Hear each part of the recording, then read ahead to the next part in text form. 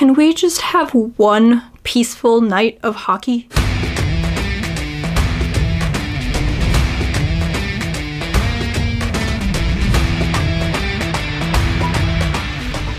Welcome to From Center Ice. My name is Courtney, and once again I am here to recap the night that was in NHL playoff hockey. Last night we had Game 3 between the Colorado Avalanche and the Edmonton Oilers as the series shifted to Edmonton after the first two games were in Colorado. And of course, the Avalanche did win those first two games at home, and the Avalanche carried a streak of 5 consecutive road wins in the playoffs this year into Game 3 in Edmonton. And once again, the main storyline from a game was not the outcome of said game, but before I do talk about Evander Kane and Nazem Kadri, I'm going to quickly run through the goals that did happen in this game. And the scoring started very early. 38 seconds into the first period, a bad line change for the Colorado Avalanche caused the Edmonton Oilers to get the puck into the offensive zone. Meanwhile, the Avs defense was kind of scrambling, not knowing what to do. Some guys were going off, some guys were coming on, and as Zach Hyman was battling for the puck along the left boards, he sees Connor McDavid entering the zone down the left wing. He is able to get his stick free enough to tap the puck over to him. Connor McDavid just skates down to the left face-off dot and risks a shot past Pavel Francouz. 1-0 Edmonton. Yeah, you do really want Francouz to make that save there, but the Colorado Avalanche have played very well when they've been scored on first, so it's not the end of the world. And most of the rest of the period was all Avalanche. They did have a 5-minute power play that they did not score on. Mike Smith was huge in this game for Edmonton, but Colorado looked very good on that power play despite not scoring. They were pretty much doing everything except scoring. I want to say they had 8 shots on that 5-minute measure. So you just knew, or you hoped if you're an Avs fan or an Avalanche player, that they were going to break through eventually. And of course, it came in a very unconventional way. 16 minutes and 12 seconds into the first period, Devon Toews has the puck at the right point. He sent the puck down to the left corner, whether it was deflected down there or he meant to do that. Either way, it got down to the corner where Bowen Byram had pinched up and was battling along the boards for the puck. He was able to get the puck to Valeri Nichushkin along the left boards amidst these board battles. And Nichushkin just walks down the left wall with it, looking for a shot or looking for a pass, and once he gets about even with the goal line, he sends the puck toward the net. But there is defenseman Darnell Nurse's stick. He's trying to deflect the puck away from his goaltender. But instead of deflecting the puck away, he deflects the puck past Mike Smith and into the net. Tie game. That was just a weird play all around. Nichushkin sent the puck toward the net. It went off of Darnell Nurse's stick. Mike Smith hopped up in the air, so there was just a perfect puck-size hole between his butt and his pads where it went in. Because these are the types of goals that go in on Mike Smith. But the game was tied, and that is how it went into the first intermission. On to the second period. 4 minutes and 37 seconds into the second period, Gabriel Landeskog wins the offensive zone faceoff from the left dot. Nathan MacKinnon battles for the puck. Valeri Nichushkin is able to touch it back to Devon Toews, who was at the left point. Toews takes the shot, but it is blocked out in front of the net by a cluster of players. Fortunately, Valeri Nichushkin had cut right into the slot after tapping the puck back to him. He's able to pick up the loose puck that came right out to the slot after it was blocked by the clump. And as Mike Smith is sliding to his left, anticipating the shot to go to the glove side, Valeri Nichushkin sends that puck back the way Mike Smith came over the blocker. 2-1 Colorado. And 2 goals for Nichushkin. And for the rest of the game, Mike Smith made it his goal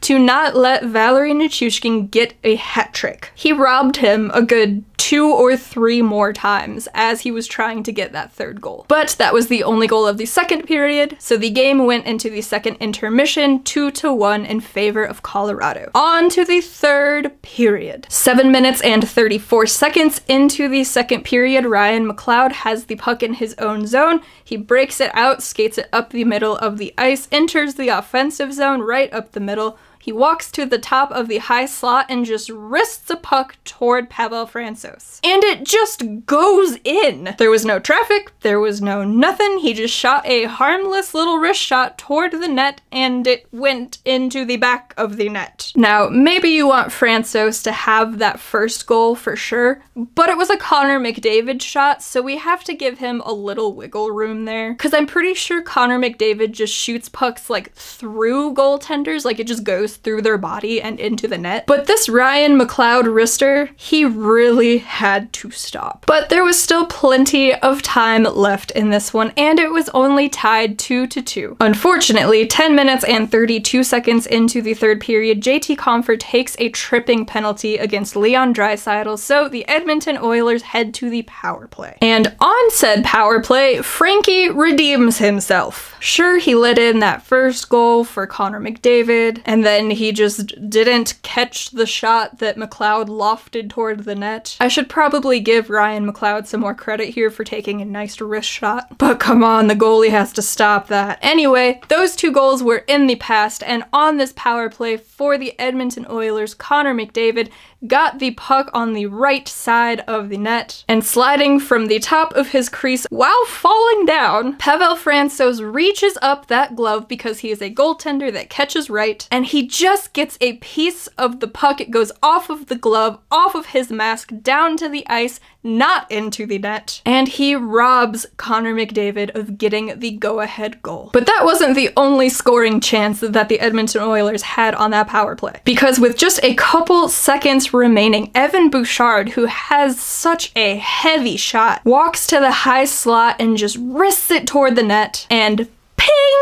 Off of the goal post. For a lot of these playoffs and in the first game of this series, the right side defensemen for the Avalanche have been very bad. In the second game, they were very good. Francouz got the shutout. In game 3, they were pretty good as well. But there must be some sort of force field magic there on the right side of the net now. That appeared after the wrist shot by Ryan McLeod, of course. Because first, that robbery with the glove by Francouz, and then that ping heard around the world on Evan Bouchard's shot. But that shot did come right at the end of the power play for them. And 12 minutes and 42 seconds into the third period, JT Compher is coming out of the penalty box as Bouchard takes that shot, and Andrew Cogliano picks up the loose puck that had rebounded out to the slot. Cogliano lifted it out to the neutral zone to clear the puck away. JT Compher reaches that puck at the same time as Evan Bouchard does. But JT Compher muscles Bouchard off of that puck at the right point in the Oilers zone. Compher comes away with it. He skates up a few feet and takes a wrist shot from the right face-off dot. And while it was Mike Smith's goal to not let Valeri Nichushkin get the hat trick in this game, that shot from JT Compher just went whoop right through the 5-hole and in. 3-2 Avalanche. Mike Smith maybe had the Mike Smithiest game here in game 3 in Edmonton. He absolutely stoned the Avs on that 5-minute major. He was robbing Valeri Nichushkin left and right. He robbed the Colorado Avalanche with a 2-pad stack, but the first goal that went in for the Avalanche went off of his defenseman's stick and under his butt as he had lifted himself up in a way that you just rarely see goaltenders move. And then this goal, which turned out to be the game-winning goal, just beat him clean through the 5-hole on a wrist shot from the right face-off dot with no traffic in front. It was the best of times, it was the worst of times in the Oilers' crease. But oh, that goal was beautiful. And then 19 minutes and 30 seconds into the third period, the Oilers have their net empty. They are attacking, trying to get that tying goal, but Mikko Rantanen blocks a shot at the point. He loses his stick doing so, but he dives out,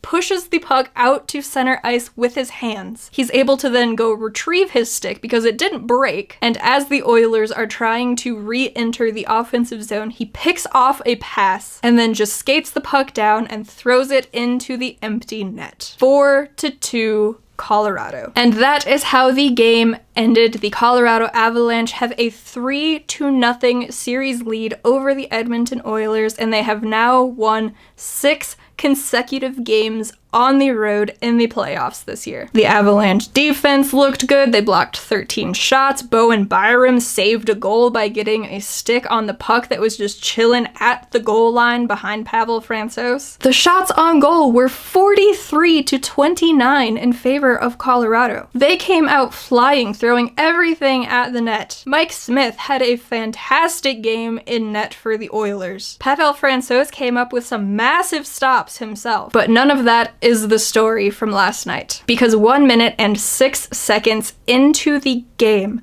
Nazem Kadri is heading into the corner to retrieve a loose puck. Evander Kane is following him in, and when they are about 5 or 6 feet from the boards, Evander Kane cross-checks Kadri in the numbers, and he goes flying into the boards and is down injured. Evander Kane gets the 5-minute major for boarding there. That was the 5-minute power play that the Colorado Avalanche didn't score on, but he was not ejected from the game. He was able to play the rest of the game after serving that 5 minutes. Meanwhile, Nazem Kadri went off to the Avalanche locker room and did not return for the rest of the game. And on the broadcast, they were debating whether it was a good call, a bad call, should there be a game misconduct, or is it good that there was no game misconduct? And they said since there was no apparent injury, that is why Evander Kane did not get the game. Even though Nazem Kadri was down, clearly injured, and then went off to the locker room, so I'm not sure what they were looking at there when they said that. And then, come to find out, Nazem Kadri will miss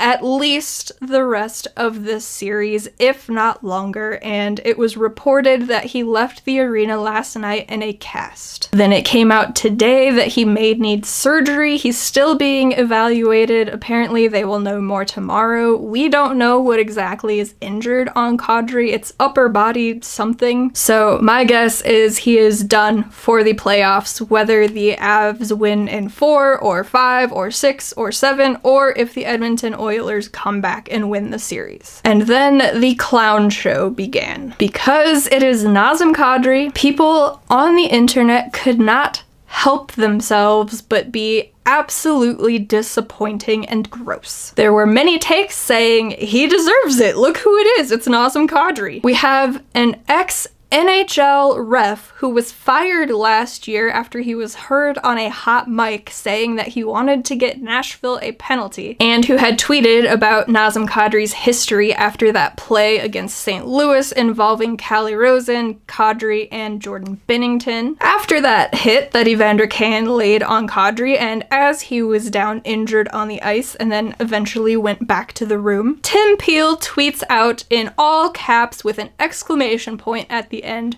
"Karma." Now, he did go on to delete this tweet, but he is now blocking every single person that reposts the screenshot of it. So, not only is Nazem Kadri now injured and out likely for the remainder of the playoffs, no matter how long the Avalanche are in, according to way too many people on the internet, he deserved it. Can people just for one night think about what they say before they say it or type it? I know that Twitter is full of hot takes and bad takes and ridiculous things said, but there is a difference between saying something dumb like, Connor McDavid's going to get traded for 2 first-round picks, and so-and-so deserves to be injured. Just think about the things you say for one moment. And then, not only did this play involve Nazem Kadri, but the offender was Evander Kane. So it was the perfect storm for horribleness. Because on the one hand, you have people saying that Kadri deserves to be injured and comparing this play directly to what took Binnington out of the playoffs this year, which just, seriously, think about the things you say for one moment. Apply any ounce of intelligence into the words that you type before you type them. Because the two plays are not similar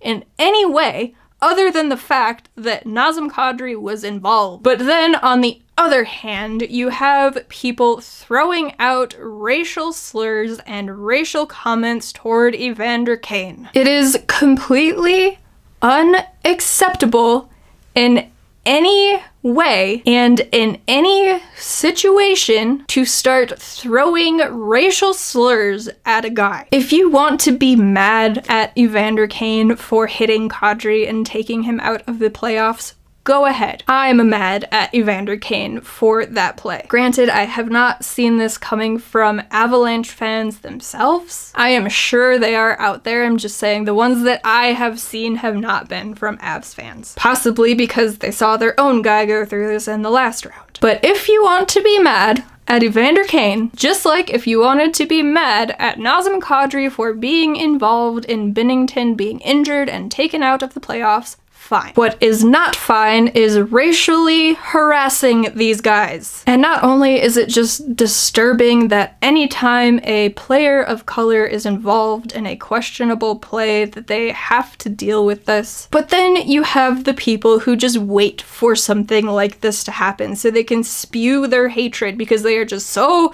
full of hate over people who don't look like them that they just wait for something like this to happen and then go, ha! See? When there are thousands of plays like this throughout the NHL that involve other players, and when that happens, people don't get angry about it. So I hear you when you say that people don't dislike Nazem Kadri because he isn't white. And I hear you when you say that people don't dislike Evander Kane because he is not white. Both of these things could definitely be true. Kadri does have a history of injuring players.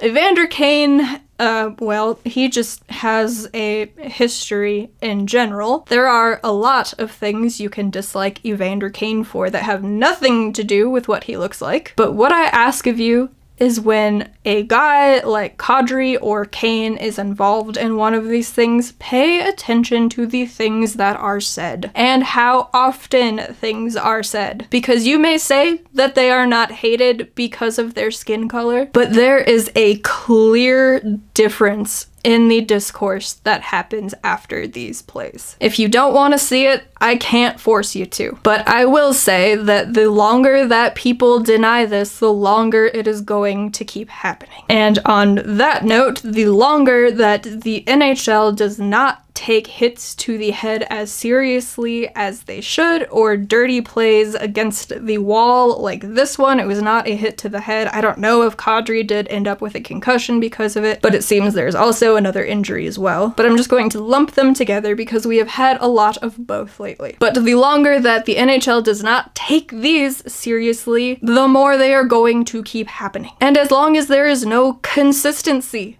it is going to keep happening. We had a very similar play to this just in the second round, just last weekend or 2 weekends ago, when Brandon Hagel of the Tampa Bay Lightning pushed Eetu Luostarinen into the boards behind the net. It was a very similar play. Maybe it wasn't as blatant of a cross-check as the one that Evander Kane had, but it was still very similar, with a badly placed hit from behind with a guy way too close to the boards who then goes crashing into the boards. Thankfully, Luostarinen wasn't severely injured like it appears that Kadri is, but Hagel only got a fine for that. I thought he should have been suspended for it, because you have to take this stuff out of the game, and the only way to work toward that is to actually discipline the players that do it. Thankfully, this time Evander Kane did get suspended 1 game. Is 1 game enough? Well, that's up for debate too, but I'm at the point where I'm just happy he was suspended for any games at all, because I was fully expecting it to just be a fine, because that's what the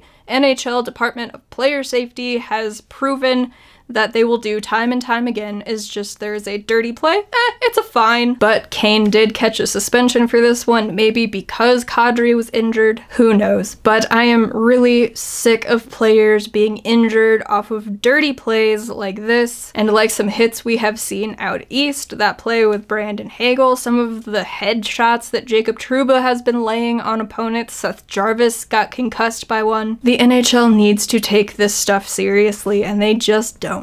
So that is disappointing. People saying Kadri deserves to be injured is disappointing. Tim Peel calling it karma is disappointing, and people throwing racial slurs and racial comments toward Evander Kane is beyond disappointing. So yay, the Colorado Avalanche have a 3-0 series lead over the Edmonton Oilers, but people need to be better. But that's where I'm going to end this one. If you are a Colorado Avalanche fan, how are you feeling? If you're an Edmonton Oilers fan, how are you feeling? Me, I'm feeling exhausted. But if you want to hear more from me or from Center Ice, you can head on over to FromCenterIce.com. There's links to all the places you can find us over there. If you want to follow along on social media, all of the links for those platforms are down in the description for you. Go ahead and subscribe to this channel if you haven't done that yet, or give this video a like because that would make me so very happy. But all of that being said, thank you all so very much for tuning in. I appreciate each